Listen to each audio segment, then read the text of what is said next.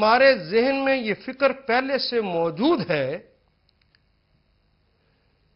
کہ یہ کھٹی ہوتی ہے، اور کھٹا جب منہ کو لگتا ہے، زبان کو لگتا ہے، تو سائیڈوں سے، رخسار کے اندر والی سائیڈ سے سلائیوا نکلتا ہے، ایک پانی نکلتا ہے۔ یہ پانی اس بات کی علامت ہوتا ہے کہ کوئی کھٹی چیز لگ گئی ہے۔ میٹھی چیز لگنے سے یا کڑوی چیز لگنے سے یہ نہیں نکلتا۔ یہ پانی جو نکلتا ہے، جو زبان کے اگلے حصے تک آ جاتا ہے، یہ کھٹا ہونے کی بنیاد پہ لگتا ہے۔ اچھا دیکھیے، کھٹا تو بھی لگا نہیں، ہم نے صرف نام لیا ہے تو کھٹاس محسوس ہونے لگ گئی، اور پانی باقاعدہ آ گیا۔ اور اسی طرح جسم کے مختلف حصوں میں آپ نے آنکھ کے اندر دل کی کوئی تکلیف کو محسوس کیا، دل کے اندر وہ فکر پیدا ہوئی جو دکھ والی تھی، آنکھ کے اندر ایک پانی آ گیا، وہ پانی برسنے لگ گیا، جس کو آپ نے آنسو کہہ دی۔ یہ پانی کیوں آیا ہے؟ جہاں کوئی سوچ ہوتی ہے، کوئی فکر ہوتی ہے، یہ پہلے موجود ہوتی ہے، پھر پانی آتا ہے۔ اسلام کی سوچ اپنا لینے پر کچھ تبدیلیاں آتی ہیں، کچھ پانی نکلتے ہیں۔ جس طرح یہ پانی نکلتا ہے اور اس کے رزلٹ، املی کا نام لیا، پانی نکلا، اس کے کچھ رزلٹ ہوتے ہیں۔ یہ پانی جو نکلتا ہے صرف یہیں سے نہیں، مختلف جگہوں سے مختلف سیکریشنز ہوتی، کہیں معدے کے اندر سے نکلتا ہے، کہیں چھوٹی آنت کے اندر سے نکلتا ہے، کوئی مالٹیز کو مالٹوس بنا رہا ہوتا ہے، یہ مختلف نکلتا ہے۔ اس سے خوراک کے مختلف طریقوں پر اور مختلف مرتبوں پہ جا کے اس کے ہضم کا نظام بناتے ہیں، اس کے نتائج نکلتے ہیں۔ تو گویا جب یہ فکر ہوتی ہے تو وہاں پہ کچھ انسان کے اندر سیکریشنز ہوتی ہیں، یہ سیکریشنز انسان کی باڈی کے اندر کچھ نہ کچھ فرق پیدا کرتی۔ آپ نے دیکھا ہوگا کہ کوئی شخص جب بھی پیدا ہوتا ہے بچہ تو اس کی انگلیاں تو بالکل ٹھیک ہوتی ہیں، بڑے ہوتے ہوتے یہاں کچھ ابھار پیدا ہو جاتے ہیں، موٹاپن پیدا ہو جاتا ہے، کبھی کچھ سیکریشنز نکلتی ہیں جو اسے بھدا بنا دیتی ہیں، اور کبھی یہ بالکل ٹھیک رہتی ہیں۔ یہ کیوں ہوتا ہے؟ جس طرح کی عادات ڈیولپ ہوتی ہیں، یہ عادات اس کا نتیجہ ہوتی ہیں جو اندر سوچ پہلے پیدا ہوئی، سوچ کے پیدا ہونے سے اس کے اندر سیکریشنز نکلی اور انہوں نے جسم کے اندر کچھ اثرات مرتب کر دیے۔ یہ موٹی ہو گئی، کہیں سے یہاں سے موٹا ہو گیا ہے۔ یہ مختلف چیزیں انسان کے اندر اللہ نے پیدا کی، دیکھنے والی خالی آنکھ بغیر جانے پہچان جاتی ہے کہ یہ آدمی کس کماش کا ہے، اس کا معاملہ کیسا ہے۔ اسی طرح یہ آپ نے دیکھا ہوگا کہ جب گلی اور محلے کے اندر کوئی آدمی چل رہا ہو تو اس چلنے والے کو آپ دیکھیں، کچھ لوگ تو ایسے ہوتے ہیں جو گلی کے اندر چلتے ہیں تو سر کو باقاعدہ جھکا کے چلتے ہیں، لیکن وہ چلتے ہوئے کبھی گلی کی نکڑ پر پہنچتے ہیں تو ایک دم پیچھے مڑ کے دیکھتے، دیکھے ہوں گے یقیناً آپ نے۔ یہ ہو ہی نہیں سکتا کہ وہ اس گلی کی نکڑ پر پہنچے، اگلی پر، اور پھر پیچھے مڑ کر نہ دیکھے۔ اسی طرح کچھ لوگ آپ نے دیکھے ہوں گے، وہ بھی سر کو یوں ہی جھکا کر چلتے ہیں۔ یہ جھکا کر چلنے والا سر، یہ کبھی 10ویں قدم پہ جا کے ایک دفعہ پیچھے مڑ کے ضرور دیکھتا ہے۔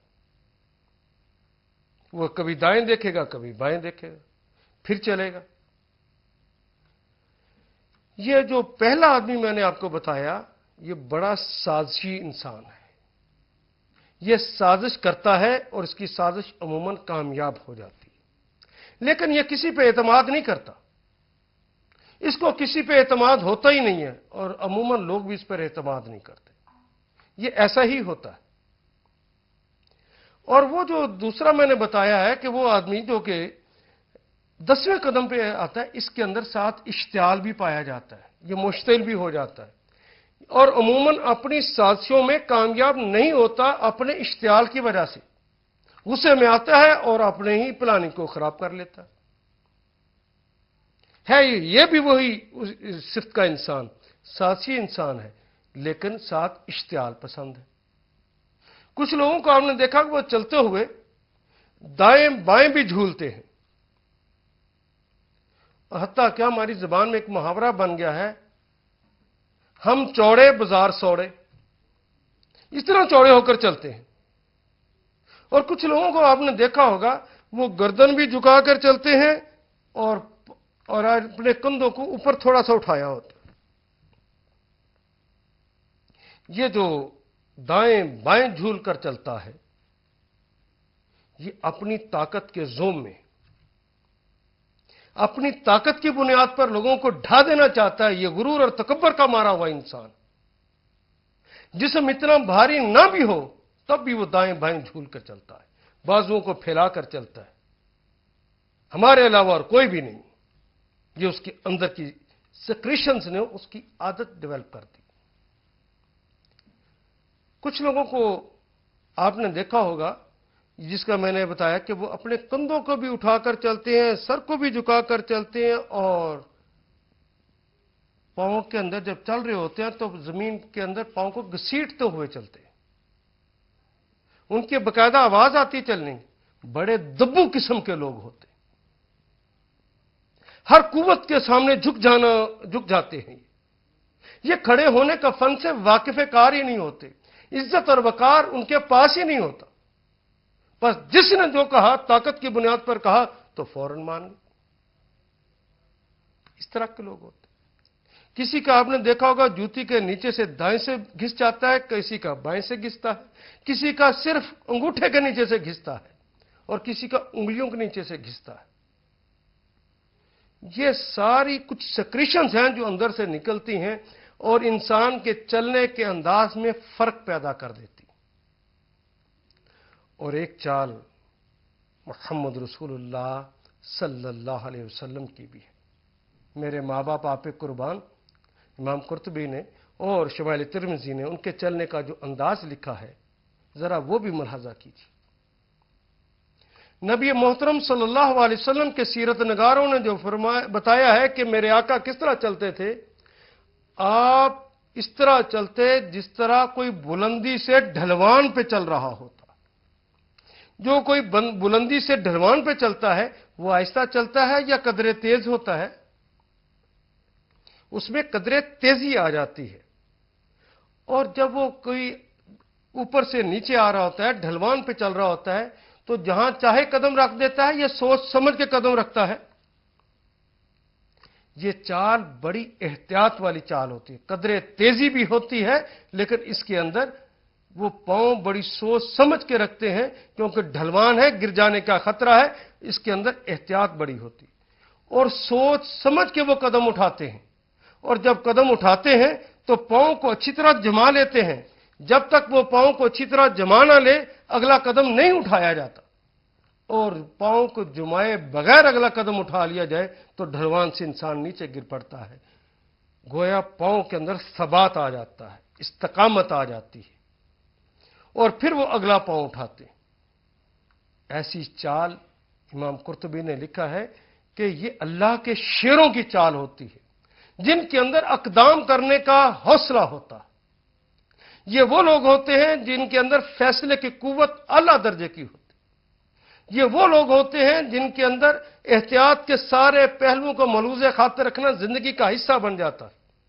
یہ وہ لوگ ہوتے ہیں جب فیصلہ کر لیتے ہیں تو پھر پوری ثابت قدمی کے ساتھ قائم ہوتے ہیں۔ اللہ ان کو استحکام بخش دیتا ہے۔ محمد رسول اللہ کی چال ایسی۔ وَعِبَادُ الرَّحْمَنِ الَّذِينَ يَمْشُونَ عَلَى الْأَرْضِ هَوْنًا۔ اللہ کے بندے وہ ہوتے ہیں جو زمین پر نرم چال چلتے ہیں۔ گویا یہ چلنے کا انداز فطرت کے اندر کی باتوں کی غمازی کرتا ہے۔ کسی کو میں نے بتایا نا کہ وہ دائیں بائیں جھول رہا ہے، اور کسی کو آپ نے دیکھا ہوگا کہ وہ چلتے ہوئے بھی اپنے آپ کو اونچا رکھنے کی کوشش کرتا ہے۔ جو اپنے آپ کو اونچا رکھنے کی کوشش کرتا ہے یہ اپنی دولت اور مرتبے کے زوم میں مبتلا ہے۔ اس کی سیکریشنز نے اسے مجبور کر رکھا ہے، وہ گاڑی میں بھی بیٹھے تو اپنے آپ کو اکڑا کے بیٹھتا ہے۔ اور جو جھولنے والا ہے یہ طاقت کے نشے کا عادی ہے، اور آپ نے ان کو بڑھاپے میں بھی دیکھا ہوگا، اسمبلیوں کی سیڑھیاں چڑھتے ہوئے اگر کبھی محسوس کریں اس وقت کے فرعونوں کو، تو آپ دیکھیں گے کہ وہ بوڑھا بھی تیزی کے ساتھ اگلے پنجوں کے بل پہ چل رہا ہوتا ہے۔ یہ ان کا انداز ہوتا ہے، اور یہ ایڑیاں مار مار کر یوں چلتے ہیں کہ جس طرح انہوں نے دھرتی کا سینہ پھاڑ ڈالا ہو۔ یہ طاقت کا زوم انہیں یہ مجبور کرتا ہے کہ اس طرح وہ کرے۔ یہی بات تھی کہ شاید حضرت لقمان نے اپنے بیٹے کو سمجھایا، یا بنیا، اے میرے پیارے بیٹے، لا تمشی فی الارض مرحا، زمین پر اکڑ اکڑ کے مت چلا کر، نہ تو پہاڑوں کی بلندی کو پہنچ سکے گا اور نہ دھرتی کا سینہ پھاڑ سکتا ہے، تو کس بھرتے پہ تو اکڑتا ہے؟ ہاں لوگوں، اگر تمہارے اندر وہ کل جو میں نے توحید کے حوالے سے گفتگو کی تھی، اس اللہ کی توحید اندر داخل ہو گئی ہے، محمد رسول اللہ کی باتوں کو آپ نے تسلیم کر لیا ہے، تو پھر اندر کی سیکریشنز آپ کے چلنے کے انداز کے اندر ایک نمایاں تبدیلی کر دے گی، اور جو جعلی طور پر ویسا چلنا چاہے گا تو آپ فوراً پہچان دیں گے کہ یہ بندہ اس وقت بناوٹ کر رہا ہے، یہ بندہ اس وقت ایکٹنگ کر رہا ہے۔ اس کے اخلاص کے بارے میں فوراً پتہ چل جائے گا آپ کو۔ وہ بسا اوقات اپنے مریدوں کے ساتھ چل رہا ہو تو چھوٹے چھوٹے قدم لے کر اس لیے چلتا ہے، اور بڑے وقار کے ساتھ چلنے کی کوشش کر رہا ہوتا ہے، وہ جعلی وقار ہوتا ہے۔ اور کچھ لوگوں کو آپ نے دیکھا ہے کہ وہ کبھی ادھر کبھی ادھر، جب رب نے حکم دیا کہ اگر غیر محرم تمہیں نظر آ جائیں تو اپنی نگاہوں کو جھکا لیا کرو، تو نگاہوں کو جھکانا تھا کہ بے حیاؤں کی طرح ادھر ادھر دیکھنا تھا؟ وہ بے حیاؤں کی طرح نہیں چل سکتے۔ اللہ کے بندے بننے والے جب اللہ کی بات کو مان جاتے ہیں تو ان کی آنکھوں میں ہی نہیں، چلنے کے انداز میں بھی حیا ہوتی ہے۔ ان کے جب اللہ کی قوت کو تسلیم کر لیتے ہیں کہ ہر طاقت کا مالک وہ ہے، تو اپنی طاقت کو وہ سرنڈر کر دیتے ہیں، چلنے میں ان کی عاجزی اور انکساری آ جاتی۔ جب وہ کہتے ہیں کہ میں تو اس اللہ کا ماننے والا ہوں جس اللہ کو مان لینے کے بعد اللہ کہتا ہے میں اس کا ساتھ دیتا ہوں، میں بڑی قوت والا ہوں، تو وہ کسی سے دبتا نہیں ہے، وہ دبو نہیں بنتا، وہ سٹینڈ لینے والا ہوتا ہے، وہ کھڑا ہونے والا ہوتا ہے، اس کے اندر پورا وقار آ جاتا ہے۔ چلنے کے انداز میں دیکھنے والی آنکھ بتاتی ہے کس وقار کے ساتھ چل رہا ہے۔ وہ چلنے والا نہ تو پاؤں کو گھسیٹ گھسیٹ کر چلتا ہے، کیونکہ اس کو پتا ہے کہ میرے پاس جتنی عنایتیں ہیں میرے رب کریم کی عنایتیں ہیں۔ وہ کسی کے سامنے ہاتھ پھیلانے والوں میں سے نہیں ہوتا، وہ گھسٹ گھسٹ کر زندگی گزارنے والوں میں سے نہیں ہوتا، وہ زندگی کے سارے لمحے شیروں کی طرح گزارتا ہے، گیدڑ کی طرح اسے 100 سالہ زندگی پسند نہیں ہوتی۔ اس کے طبیعت اور مزاج کے اندر تبدیلیاں جو آتی ہیں، یہی تبدیلیاں، یہی سیکریشنز اس کے چلنے کے انداز میں فرق لے آتی ہیں۔